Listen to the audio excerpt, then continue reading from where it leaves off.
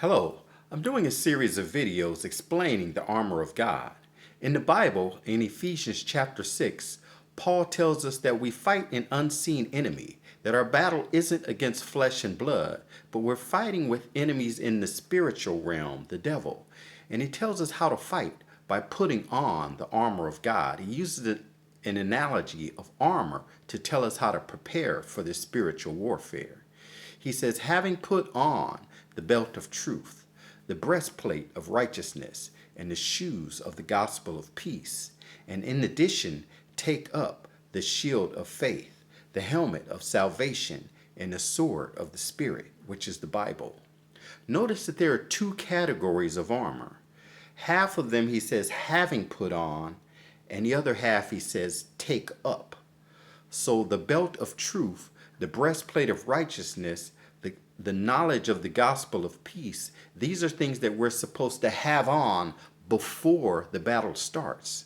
So these are the things that we need to have on, the truth. We need to be living in truth, living in righteousness, and have the knowledge of the gospel of peace before we get into battle. If we don't have these things on, if we aren't prepared with these, then we've lost the battle before the battle has even started. The devil doesn't even need to battle us because we've already been defeated. So these are things that we already have on. And then he says, take up the helmet of salvation. Take up the shield of faith. Take up the Spirit, the sword of the Spirit. So these are things that we take up on an as-needed basis.